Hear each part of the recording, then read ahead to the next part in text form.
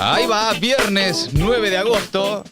Cuando a esto le pusimos resumen imposible, de verdad no imaginábamos que iba a ser tan imposible resumir la Argentina, pero estamos con el escándalo alrededor de Alberto Fernández, que parece no tener fin. Se conocieron chats y las fotos de la ex primera dama golpeada. También en paralelo se conoció un video de Alberto Fernández con Tamara Pettinato en el despacho presidencial de la Casa Rosada, y todo indica que esto es apenas el comienzo. Por otro lado, con ayuda de la UCR y el PRO, el oficialismo pateó el tratamiento de los DNU sobre la CIDE, con fondos reservados de 100.000 millones de pesos. Los amigos libertarios de Astiz, un poco más sobre esta historia que venimos siguiendo.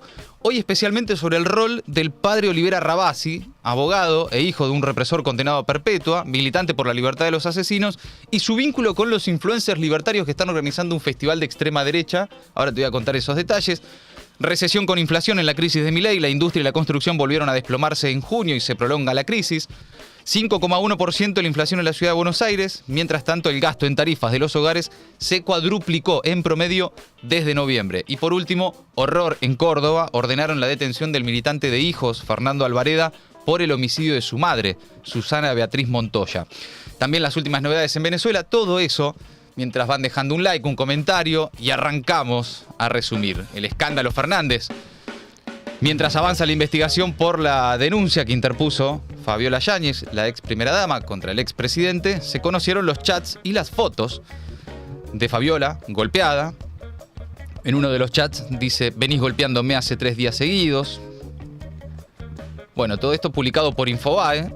Según se desprende de las capturas, parte de los golpes del expresidente contra su expareja ocurrieron en agosto de 2021. En las imágenes se puede ver a Fabiola con un ojo totalmente morado, moretones en el brazo. Son fotos que ella le habría mandado al expresidente en los chats reprochándole su actitud violenta. Por cierto, y nosotros no las estamos mostrando tampoco, las fotos de Fabiola no fueron enviadas por ella ni por sus representantes legales. Están en un expediente, en una causa judicial con secreto de sumario que tiene la justicia en sus manos. Por lo tanto, acá hubo una filtración claramente desde el Poder Judicial. Por cierto, no hacía falta ver las imágenes para creerle a Fabiola. De hecho, no sé, por estas horas ya están diciendo que hay más y peores fotos. Pero bueno, es parte también de lo que se empieza a conocer alrededor de este escándalo, ¿no? Fabiola ya se reunió con la Fiscalía Especializada en Violencia de Género, prepara su declaración contra Alberto Fernández.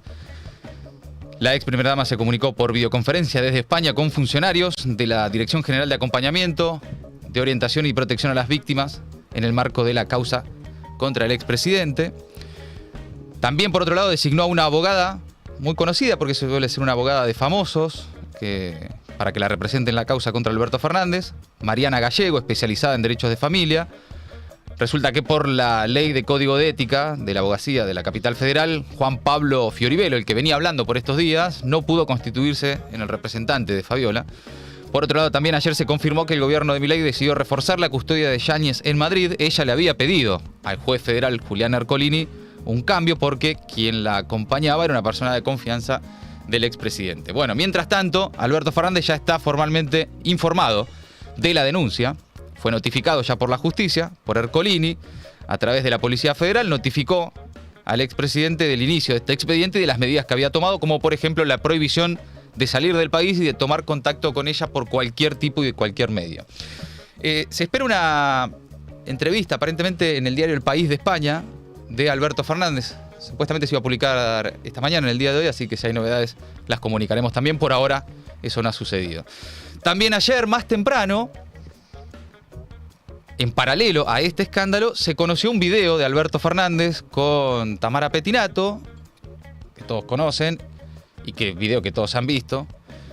Si aguantaron la vergüenza, ¿no? Algunos directamente a los 10 segundos nos bajamos. En el despacho presidencial de la Casa Rosada. Es una grabación realizada aparentemente por el expresidente. En ningún momento aparece Fernández en cámara. Es un video de más de 2 minutos. Difundido por Eduardo Feynman en el canal La Nación Más. Ahí ambos en el despacho presidencial de la Casa de Gobierno. Acá, en principio, a diferencia del caso de violencia con Fabiola, acá no hay delito. Tampoco está claro cómo llega este video a los medios. Esta es otra historia completamente diferente al hecho de violencia de género por el que fue denunciado el presidente. Acá ya empieza a jugar otra historia, ¿no? Sí. Y además parece ser apenas el inicio, esto, de una serie de comportamientos que habría tenido Alberto Fernández durante su presidencia. tanto en la Casa Rosada como en Olivos, y varias historias que siempre circularon de esos comportamientos. Incluso le han pedido a Alberto Fernández que sea más cuidadoso. Que se cuidara, claro. Nunca, evidentemente, eso fue No tenido lo logró, en cuenta. chicos, no lo logró. No logró cuidarse, más bien lo contrario. Pero quiero aclarar que son dos cosas totalmente distintas y que sobre esto nos podemos permitir, qué sé yo, algún comentario. Lo otro está claramente encapsulado en un caso de violencia de género, Una causa penal. Un delito posible. Un delito Sí. posible, etcétera. Acá es otra historia, ¿no? Y sobre esto empieza a jugar un montón de ideas y teorías conspirativas al respecto. Ayer, sobre las supuestas operaciones y los servicios de inteligencia, muchos especulan, y con razones, sobre un supuesto rol acá del todopoderoso Santiago Caputo, a cargo del regreso de la CIDE, los fondos frescos y reservados por 100.000 millones de pesos para los servicios de inteligencia. Santiago Caputo y CIDE ayer eran tendencia en Twitter, en paralelo a este escándalo. Todos le atribuían a él el hecho de que esto se filtrara. Los unos y los otros, ¿eh? Sí, de todos lados. Unos vanagloriándose Sí. del jugo que le estaba sacando a esa partida fresca y Sí. otros, acusándolo de alguna manera. Sí, mira, como dijo ayer Martín Rodríguez en Twitter, la CIDE es como la ciencia ficción, la realidad le compite demasiado. Hay como una idea de los servicios de inteligencia son capaces de cualquier cosa. Omnipotentes. Y ¿no? la verdad que también hay que considerar Claro. en las posibilidades de los hechos que hay gente que es muy boluda también. No, y también. Y muy descuidada. para- No hace falta a veces, que intervengan los oscuros servicios a entrar en lugares. Hay veces que A las cosas- carpetear, claro. Claro. Y por otro lado, difícil saberlo, difícil suponerlo. En el mundo de los servicios, el negocio es que nunca se sepa del todo de qué son capaces y hasta dónde realmente pueden hacer daño. Ahora, también es cierto que para que haya carpetazo tiene que haber material. Claro, eso. Sí. Y acá lo que está sobrando es material verdadero. Claro. Pues sí, esto es un carpetazo. Sí, papi, pero acá hay un video. ¿Qué sé yo? ¿De dónde? Sí, está bien, salió, lo publica, todo lo que quieras. Para que haya carpetazo tiene que haber material. Porque quién desató, cómo, por qué y cómo va a seguir esta ola de mierda es difícil saberlo con certeza. Lo que por estas horas está bastante claro es que para que haya una operación de inteligencia o una campaña mediática, tiene que haber algo. Es decir, se puede hacer con mentiras, y ha sucedido, y hemos encontrado Sí. en lo largo de la historia argentina un montón de operaciones de inteligencia, de mentiras, de supuestos, de testimonios inventados, de pruebas falsas. Pero cuando lo que hay es verdad y solo alcanza con difundir los hechos, lo que importa son los hechos. Y acá lo que estamos viendo es un comportamiento que puede tratarse de la vida privada de un presidente, pero que es de interés público también. O sea, si el tipo Sí, claro. no tenía ese tipo de comportamientos, ni hablar si además fue, yo tampoco lo tengo tan claro el tema de las fechas, si fue durante la pandemia, es decir, si mientras la gente, como se dice, y con razón, no podía despedir a sus familiares, y el tipo andaba de fiesta. En el despacho presidencial. Sí, Todo eso es una- simbólicamente todo. Sí, toma Sí. otro cariz. Sí, eso obviamente. es un agravante. Ya estamos otra vez hablando de otra cosa. Estamos hablando de otra cosa. Sí, pero me parece que esa es la clave que estaba diciendo Mati, digamos, que dejen algún muerto para el cementerio, todos en el placar los tienen. No, totalmente. Todos. Sí, y después por estas horas también, por varias cosas que vinieron pasando, la sensación de que las ideas, las banderas Sí. del campo popular están siendo absolutamente meadas y pisoteadas de todas formas posibles, ¿no? Ujú. Esa sensación es compartida, creo, ¿no? Y al mismo tiempo también hay que decir que los comportamientos de Alberto Fernández pueden ensuciar, pueden dañar, pueden manchar, pero lejos está de representar a Alberto Fernández la totalidad de ese campo de ideas y de comportamientos muy distintos a los que ha cometido y a los que se están conociendo y a los que se van a seguir conociendo de lo que fue Alberto Fernández. Por cierto que sobre esto, claro, y lo estamos viendo, se monta Obvio. con habilidad todo el aparato de propaganda libertaria y su batalla cultural. Hay que quedó servido. Les sobra material Sí. para hacer lo que habitualmente hacen sin verdades. Acá tienen. Sí. Tienen hechos concretos. Lo que quiero también en ese sentido es pensar hacia adelante los desafíos que hay por reconstruirse también, ¿no? Y de alguna forma también por ser conscientes de qué está en juego, ¿no? Y a las explicaciones que tendrá que dar primero Alberto Fernández y después yo supongo a medida que empiecen a conocer algunas cosas, gente que lo rodea. Sí, algunos protagonistas, sí. Unos sí. protagonistas más seguramente aparezcan. Pero bueno, viste, está esta cosa de a quién beneficia, a quién perjudica. En estos momentos de confusión, de intensidad informativa, uno tiene la tentación de sacar inmediatamente conclusiones de, listo, nunca más, Milei para 35 años. Bueno, la cosa es más dinámica de todas formas. Sí. En la vida real de las personas, en la vida cotidiana y en el día a día, juegan Sí. otros aspectos y factores que si el tipo andaba de fiesta en Olivos. Sí, Por sí. cierto, esto sí refuerza la idea de que era necesario un cambio en todo sentido, ¿no? De que el sistema político estaba en ruinas. Abona, y con razón, Sí. al descreimiento de la sociedad en la política, en sus líderes, en sus conductores. Definitivamente. Y eso fortalece el relato de Milei, sin lugar a dudas. Sobre todo porque la batalla cultural permanente libertaria es en el terreno de la moral. Hay una discusión moral con los libertarios. Está en la discusión económica, técnica, política, etcétera. Pero el planteo libertario es esencialmente moral. Sí.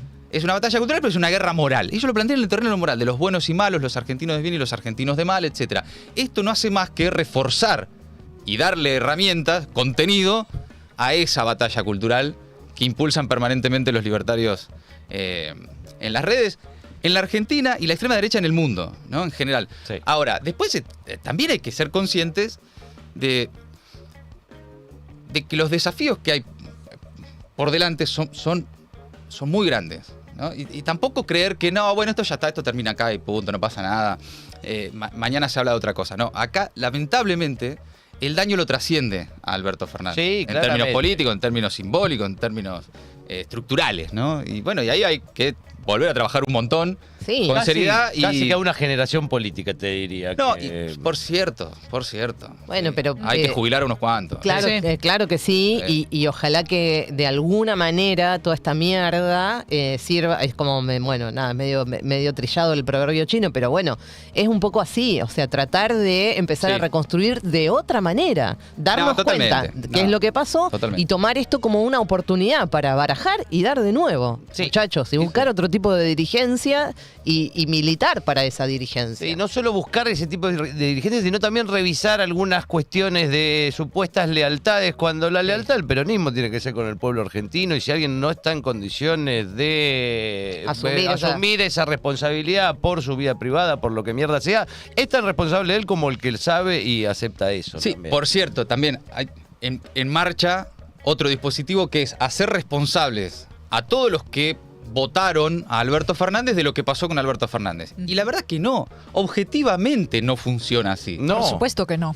no. No, es una falacia, sí, es parte de la construcción de esa narrativa. Y Sí, bueno, sí. van a jugar a fondo. Definitivamente, Yo en el yate nunca Sí. estuve, tampoco, digamos. Hay toda, claro. toda una parte buena de los muertos en el placar que no la viví. sí, yo también me comí el encierro de la pandemia, chicos. No Sí, es que claro. andábamos de joda todos en Olivos, lo que votaron a Alberto Fernández, ¿no? Está claro, pero bueno, es parte también ahí bueno, definitivamente de algo a purgar. Hay algo que, si el sistema está podrido, bueno, que se termine de pudrir y que se reconstruya. Y yo, sinceramente, yo ya no O que espero... se construya algo nuevo. Por eso, yo ya no espero nada de la dirigencia en este momento. Y ayer un poco lo dije también, creo que hay que mirar más para abajo, hay que mirar más los lazos comunitarios, sociales, de militancia y volver a empezar. Porque esto es Alberto, pero también hay una cosa medio del comportamiento del poder, Coincido. incluso lo trasciende al tipo, ¿no? Es esta cosa de, bueno, es Alberto. Pero mira que, qué sé yo, de Alberto lo estamos sabiendo, la verdad. Sí. Nos estamos enterando. Pero también hay una cosa medio de la lógica del poder, de la construcción del poder, que también hay que cuestionarlo fuertemente para que cambie. Sí, ¿no? que es en general, en realidad, que no es exclusivo del peronismo o del kirchnerismo, sino No. que es en general. Lo que pasa que nosotros, al abonar, a un campo ideológico nacional y popular, lo que pretendemos es que la cosa sea distinta. No Sí. sé, al macrismo, a lo que mierda fuera. Sí, sí. Bueno, me parece que esto, nada, va a seguir, ¿no? Todavía estamos esperando algunas reacciones, me parece, pero simplemente para saber cómo se ordenan y se ubican las cosas. Sí, sí, sí. Pero Tampoco, no espero que baje nada, ¿no? tampoco una reacción que condenando que Alberto más. O sea, ¿qué No, puede ¿Qué cambiar? más? No, no. Lo que hay que cambiar es mucho más profundo Sí, que claro. un comunicado en Twitter, ¿no? Sí. Bueno, de todas formas, hay que empezar a observar cómo hay, sí, un comportamiento oscuro en esto también dando vueltas, ¿no? Hay algo ahí dando vueltas. Está bien, los videos están, los hechos suceden y solo alcanza con difundirlos. Pero algo raro hay dando vuelta y todos lo sabemos. Y ayer, con ayuda de la UCR y el PRO, el oficialismo pateó el tratamiento del DNU de la CIDE. La Libertad Avanza logró evitar un intento de Unión por la Patria y de Hacemos Coalición Federal en la bicameral, para tratar en la bicameral permanente de trámite legislativo de los DNU la reestructuración de la CIDE, pero especialmente los 100.000 millones de pesos sin obligación de declarar para la reformada Agenda y Agencia de Inteligencia, que ya muy rápidamente parece estar dando resultados. Pero la UCR no iba supuestamente a acompañar. Sí, es muy curioso, ahora te lo voy a contar. Pero bueno, para evitar el tratamiento de los proyectos de la ex-AFI, que incluye esto que le otorga 100.000 millones de pesos sin obligación de declarar, los representantes libertarios contaron con el apoyo de la Unión Cívica Radical, representado en Víctor Zimmerman y Leandro Monti, el PRO con Luis Juez y Hernán Lombardi, y Oscar Sago, del Movimiento de Integración y Desarrollo, ex Libertad Avanza. Por Unión por la Patria habían empujado para tratar el DNU Anabel Fernández Agasti, Mariano Recalde, María Teresa González, Carolina Gailay, Ramiro Gutiérrez y Vanessa Siley. A esto se les había sumado un diputado de Hacemos Coalición Federal, Nicolás Mazot, al que ahora están todos los libertarios puteando en las redes. De los integrantes de la bicameral, el único ausente y que ayudó bastante fue el senador de Unidad Federal, el ex medallista olímpico, Carlos Camau Espínola. Pues Capaz se quedó mirando los juegos. Claro, que él es medallista, varias veces medallista. Bueno, la UCR había exigido hace 8 días el tratamiento urgente de los DNU sobre la CIDE y cuestionaba la decisión de Milei de accionar 100.000 millones de asignar por decreto presidencial 100.000 millones de pesos para gastos reservados. Cuando decimos gastos reservados, chicos, no tienen que rendir ni nada. Pero si con esa plata compraron café, media luna, hojas para imprimir, nada. Claro, mucho menos ni un si ticket de supermercado, nada. Mucho menos si es un sobre para tal, si lo que sea, ¿no? Absolutamente reservado. Un presupuesto 8 veces mayor al que tenía la AFI de Alberto Fernández, ¿no?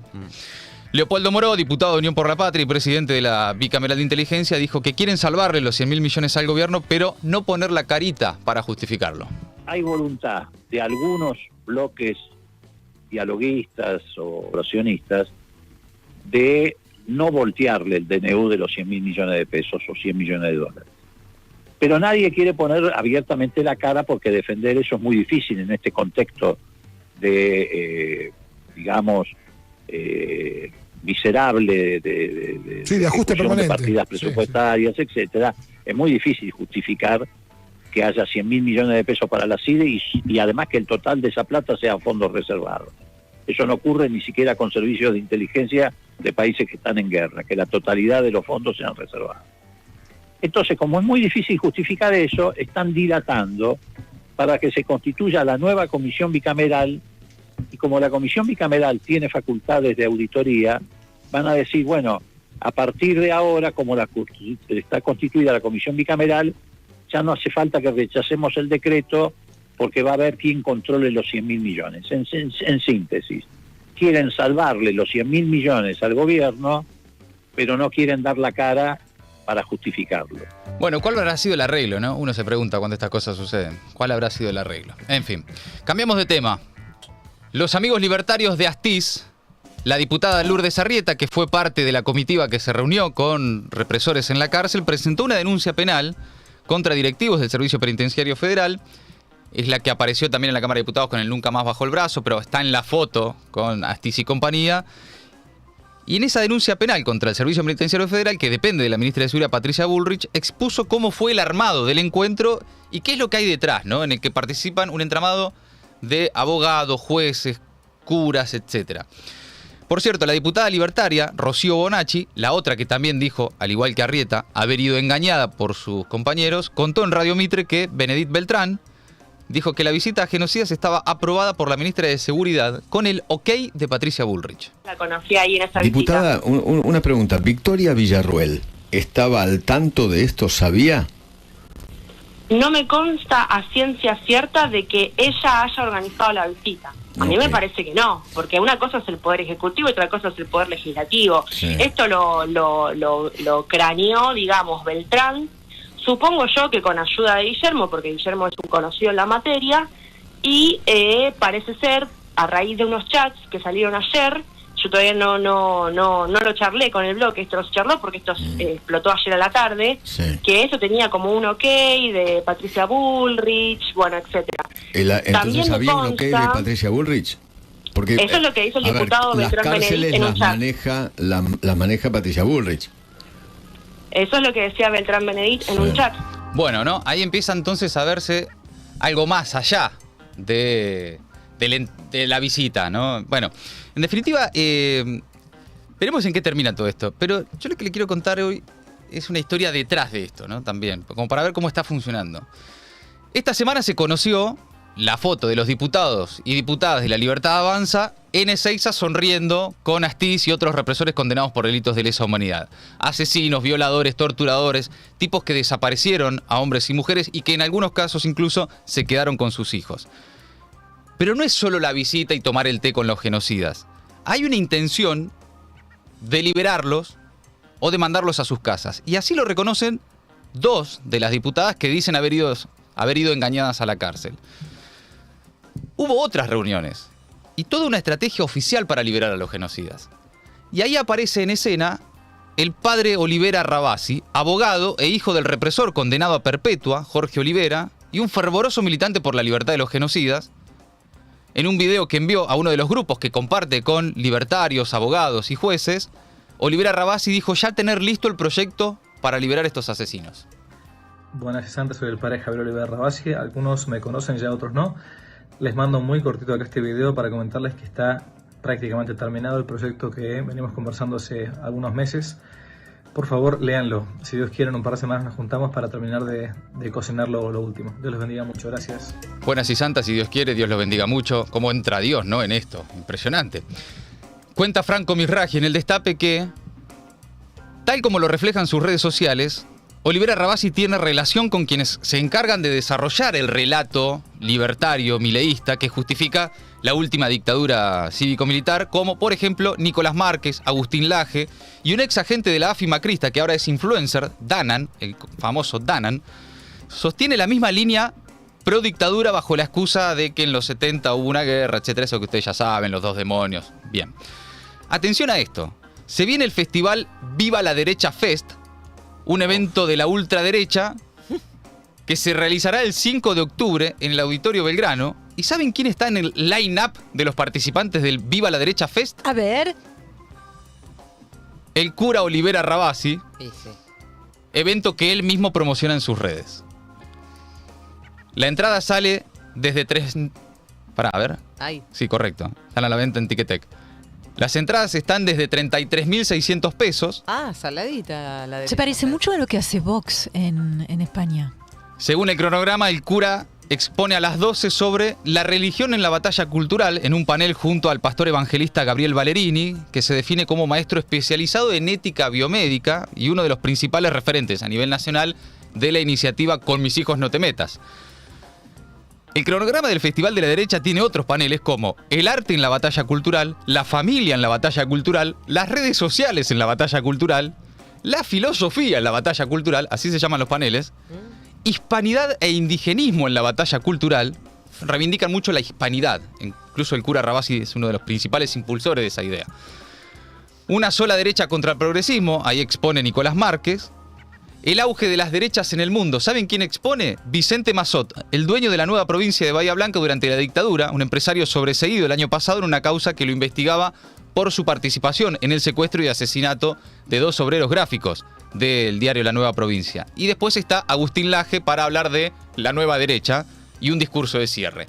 Ahí, en Viva la Derecha Fest, participa, entre otros negacionistas, el mismísimo cura Rabasi, que es el que dice: buenas y santas, ya tenemos listo un proyecto para liberar a los asesinos. Palabra más, palabras menos. Qué curioso todo esto, ¿no? También. Y Sí. qué obsesión con la batalla cultural. Todo lo que yo les dije también, todos los títulos de... Entré a verlo, chicos. No digo que saque entrada porque no estoy para eso, pero me entré a ver quiénes eran, de qué iban a hablar. Igual, sería interesante igual escuchar de qué van a hablar, ¿eh? Sí, pero no estoy para meterme ahí, te digo. No estoy nos para meterme entra ahí. un quilombo más, diría No, Massa, claro. ¿no? Bueno, volviendo al asunto de lo que definitivamente ya es un proyecto político para liberar genocidas y no solo la visita de algunos diputados a los represores, el presidente provisional del Senado, Bartolomé Abdala, elogió los indultos de Menem a los represores, dijo que sería sano sanar a la Argentina pensando hacia adelante, y expresó que muchos de los represores son presos políticos. Hubo muchos procesados, algunos están bien juzgados y otros seguramente no estén bien juzgados, dice. Como alentando la idea entonces de un indulto presidencial. A ver. A mí nunca me invitaron a esa visita, si me hubieran invitado obviamente no hubiera ido, pero también creo que dentro del contexto en el que está hoy la Argentina, me parece también importante que es un tema que todavía no se ha cicatrizado. Tenemos mucha historia en esto, desde la ley de Alfonsín, el indulto de Menem. Vino otro gobierno que desarrolló una política de los derechos humanos en donde le dio una sola mirada. Me parece que si le vamos a dar, si le damos las dos miradas sería lo ideal, pero también sería sano sanar la Argentina para adelante, y en eso abrazo el indulto del ex presidente Carlos Menem. Salida humanitaria, como una visita humanitaria, como dijo Lilia Lemoyne, un proyecto también para que haya una prisión domiciliaria. ¿Está de acuerdo usted? Mira, habría que yo no soy el abogado penalista para decirte porque lo que se dice es que muchos de los presos fueron presos políticos también, digamos. Entonces, si es preso político no debería existir de ninguno de los sectores de la vida política. Me parece que por pensar distinto no tenés que nadie debería ir preso. Obviamente que si cometieron hechos delictivos, sí, si hubo tortura, etcétera. Bueno, todos sabemos quiénes fueron. Hubo muchos procesados, algunos seguramente están bien juzgados, otros seguramente no están bien juzgados. Y bueno, me parece que en ese abanico, digamos, de la generalidad nunca está buena. Me parece que desde ese punto de vista tenemos que la Argentina, por ahí también se debe la otra mirada, pero puntualmente al hecho puntual de la visita de los diputados, no me invitaron, y si me invitaban no hubiera ido. Lo quería dejar completo para que tomemos dimensión de lo que acaba de decir Bartolomé Abdala, presidente provisional del Senado, es decir, en la línea sucesoria, por cierto, pero no estamos hablando de uno más en el universo libertario. Es el presidente provisional del Senado. Claro. Abrazando los indultos de Menem, impulsando la idea de que tal vez es necesario de vuelta pensar en sería sano sanar la Argentina hacia el futuro. Yo no sé si hay margen para un indulto presidencial. Ahora, ¿cómo empieza a construirse la idea de que el relato, hay presos políticos por pensar distinto? Mirá, pensar distinto está bien, puede ser. Torturar, asesinar, desaparecer gente no es tanto como pensar distinto. Claro. Es más bien cometer delitos de lesa humanidad. Un criminal, sí. Hay como una diferencia entre pensar de una forma y cometer hechos criminales. En el caso de los militares y todo lo que sucedió durante la dictadura, era una forma de pensar sobre la que se cometían además crímenes de lesa humanidad. Iban de la mano, no es que tenían un modelo de país distinto y cometieron justo en el camino un par de excesos. No, era parte constitutiva. La represión de Estado, el terrorismo de Estado, el modelo económico y la ideología que impulsaba la dictadura y un sector de la sociedad civil y del poder económico va de la mano. No era pensar distinto. Pero bueno, de vuelta parecen ser cosas que están en discusión en la Argentina. No son temas menores, Está bien que pasan muchas cosas todo el tiempo, que está la vida cotidiana, la realidad de la gente, etcétera. Pero esto habla mucho de justamente qué modelo de país, qué idea de país y de convivencia política estamos pensando hacia adelante. Vamos ahora a la recesión con inflación en la crisis de Milei. Dato de las últimas horas, la industria y la construcción se desplomaron en junio con caídas interanuales de 20% y 35% respectivamente. En ambos casos, el derrumbe semestral solo es comparable, adivinen a qué época, al confinamiento durante la pandemia. Sí, la pandemia. Otra vez la pandemia. Sí. Otra vez la pandemia. ¿No? Mientras todo esto sucedía en la pandemia, bueno, había alguno que por ahí estaba más con ganas de decir bueno. Estoy para una birrita en el despacho presidencial. Bueno. Sí. Pero bueno, son otras historias, otros momentos. Para pasar el tiempo. Ya lo un hemos ascensorazo. No salió ese todavía. Los datos de los rubros de gran sensibilidad en materia de producción y trabajo echan por tierra la militancia de una recuperación imaginaria, ¿no? Es como la B corta imaginaria de Milei y compañía. El piso de la recesión en algunos sectores puede haberse visto en marzo-abril, en otros no toca fondo. O sea, este escándalo no va a hacer que levante la economía.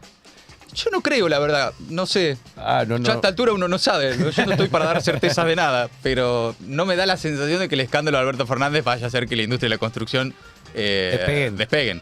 Sí. O que la gente tenga para morfar, digamos. Por eso son cosas distintas, ¿no? Malas noticias para el bolsillo y, bueno, por supuesto, también para el relato del gobierno. La inflación de la ciudad no baja. La inflación de la ciudad de Buenos Aires durante julio pasado fue del 5,1%, un poco más que el mes anterior. En lo que va del año lleva ya 98,5%. La interanual, bueno, 264%. En la ciudad el impulso inflacionario proviene especialmente de los servicios, principalmente las alzas que todos estamos sintiendo, los gastos comunes de la vivienda, en los precios de los restaurantes, los que salen a comer, en las cuotas de la medicina prepaga y en los valores de los alquileres. Eso es lo que tira para arriba el índice. El INDEC va a dar a conocer el índice nacional el miércoles que viene. El relevamiento de expectativas del mercado, el REM, que hace el Banco Central, habla de alrededor de 4%. 3,9% es lo que está diciendo el REM. El índice de la ciudad suele anticipar el nacional, por lo que sería el anticipo de una mala noticia para Milei y su relato de la desinflación, como le llaman. Pero hay diferencias. Las metodologías del Instituto de Estadística Nacional y del porteño son notables. Es una metodología distinta. Hace 2 años el índice de Cava actualizó el peso que le da en la canasta de la inflación a distintos bienes y servicios, por ejemplo, los alquileres. Los alquileres. Y eso no está contemplado en el INDEC nacional. Está contemplado, pero no con tanto peso en el promedio total que el que tiene en la ciudad de Buenos Aires, donde, bueno, básicamente la mayoría son inquilinos. Claro, debe ser por eso, porque te iba a preguntar eso, porque no recuerdo tantos antecedentes como de que estén tan disociados, uno que vaya para arriba y otro para abajo, digamos. Si existe, tiene que ver con este cambio que decís. Vamos a ver si sale tan distinto el nacional. Si efectivamente tenés más de un punto de diferencia, supongamos, es porque, bueno, tiene que ver con cómo miden en la ciudad y cómo miden. Y de todas formas, hay distintas consultoras que ya están detectando de vuelta aumentos en precios, sobre todo de alimentos. No es que, viste, la inflación. Por cierto, veremos, ¿no? Es el miércoles que viene. Es, como siempre decimos, el relato central, lo que sostiene hoy toda la narrativa libertaria de Milei, está atado a la inflación. Así que por eso es tan importante también, no solo para nuestros bolsillos, sino también para ellos, para la construcción política del gobierno. Mientras tanto, Cristian Carrillo cuenta en El Destape que el gasto en tarifas de los hogares se cuadruplicó en promedio desde noviembre, básicamente por la liberación de las tarifas, sumada a la quita de subsidios en los principales servicios. Esto derivó en una suba exponencial del costo fijo ineludible, de los hogares, obligando a recortar otros gastos como lo que estamos viendo, alimentación o medicamentos. El INDEC ha demostrado, con datos oficiales, que cae el consumo de alimentos, que cae el consumo de medicamentos, básicamente no porque la gente esté comiendo otras cosas o porque esté mejor de salud y consume menos medicamentos, sino porque no puede comprarlos, básicamente. Pero ese es el plan recesivo de Javier Milei. Busca que la caída del consumo, como sucede en estos últimos rubros, impacte en una baja en la inflación. La recesión para bajar la inflación, la paz de los cementerios, mientras mantiene todo tipo de regulaciones del aumento de tarifas, ¿no? Bueno, desde noviembre a la actualidad, el costo fijo de los servicios, entonces, en un hogar, más que se triplicaron, con un alza del 272%. Bueno, y atención, porque en el AMBA lo que también aumenta es el costo del transporte, ya lo estamos viendo, a partir del lunes aumenta de vuelta, y a los aumentos ya autorizados por el gobierno de Milei sigue el conflicto ahora entre la provincia de Buenos Aires, la ciudad y la nación por la posible quita de subsidios al transporte, lo que haría que aumenten aún más, al menos en el área metropolitana de Buenos Aires. El gobierno porteño ya le mandó una nota al Ejecutivo Nacional adjudicándole toda la responsabilidad por el posible deterioro del servicio si se dejan de enviar los subsidios. Lo que le dice el gobierno nacional es: hacete cargo vos de esos subsidios y si no, hacete cargo del aumento. El ministro de Transporte bonaerense, Jorge Donofrio, no descartó elevar este reclamo a la Corte Suprema si no se encuentra una solución, y que los bonaerenses, dijo, van a tener que prorratearse más de 5.000 millones de pesos mensuales en aumento de transporte. vamos a buscar la vía administrativa para que esto no se lleve a cabo y si no, acudir a la Corte, como ya lo hemos hecho con tantos otros recursos que han cortado arbitrariamente. Los bonaerenses van a tener que prorratearse más de 5.000 millones de pesos mensuales en aumento de... pero eso es un montón de plata, estamos hablando de algo grande. Pero por supuesto, a ver, a valores de la semana que viene, en vez de tener el primer viaje de ida 370, el segundo 185 y el tercero 80, vas a tener 3 de 370. Bueno, ahí está, ¿no? El ministro Donofrio en diálogo con el Destape. Lo que se viene es aún más impacto en el bolsillo, sobre todo para los trabajadores y sobre todo para los que hacen varios viajes, ¿no? Claro, porque lo que se saca es ese beneficio que tenías, o ponele en términos de promoción, si es que si vos viajabas más de una vez en una cantidad determinada de tiempo, te iban haciendo descuentos, y eso es lo que sacan. Claro. Por eso Donofrio está diciendo, todos los boletos los va a pagar lo mismo. Si te tenés que tomar 3 bondi, pagás 3 boletos de bondi sin ningún tipo de descuento, completo. Sin ninguna promoción. Entero y ahí van. Toda. Completa. Bien, amigos, ya tramo final de este resumen. Nos metemos en algo que dio inicio al resumen de esta semana. Un hecho brutal, horror en Córdoba y un giro dramático en esta historia en las últimas horas, porque ordenaron la detención del militante de Hijos, Fernando Alvareda, por el homicidio de su madre, Susana Beatriz Montoya. Tremendo este caso, tremendo. El Ministerio Público Fiscal de Córdoba informó que en las últimas horas fue detenido Fernando Alvareda por el homicidio de su madre. Días atrás, Alvareda, él mismo, contó en distintas entrevistas, que acá repasamos, que había encontrado a su mamá, de 74 años, muerta en el patio de su vivienda, con signos de violencia, tras haber recibido supuestas amenazas. Y este jueves, el fiscal a cargo de la investigación destacó que, entre comillas dice, se logró determinar la identidad del autor de dicha muerte. Se trata de Fernando Armando Alvareda, de 53 años, hijo de la víctima, quien fue imputado y detenido en el día de la fecha como supuesto autor del suceso encuadrado legalmente como homicidio calificado por el vínculo. Es lo que dice el comunicado oficial de la Fiscalía. Y ahí menciona además que se llegó a esta decisión a partir de la incorporación de, dice, profusos y contundentes elementos probatorios que permitieron reconstruir de manera forense quién fue el responsable de la muerte. Se espera que en los próximos días sea trasladado a la sede de la Fiscalía para declarar. El diario La Voz de Córdoba cuenta que Alvareda fue detenido en la calle, se entregó sin resistencia. Alvareda había sostenido en reiteradas y repetidas oportunidades que él, su familia y su madre eran objetos de amenazas por parte de terceros, a raíz de un supuesto dinero que iba a cobrar por la desaparición de el padre de Fernando, un ex subcomisario de la Policía de Córdoba y militante del ERP, desaparecido en el 79, Ricardo Fermín Alvareda, y torturado brutalmente, unos detalles horribles sobre ese caso, y la desaparición finalmente de su padre. Bueno, ahora en un giro dramático en esta historia nos enteramos entonces que fue detenido el hijo de la mujer, militante de Hijos, y bueno, veremos cómo sigue esta historia, pero es también un golpazo, ¿eh?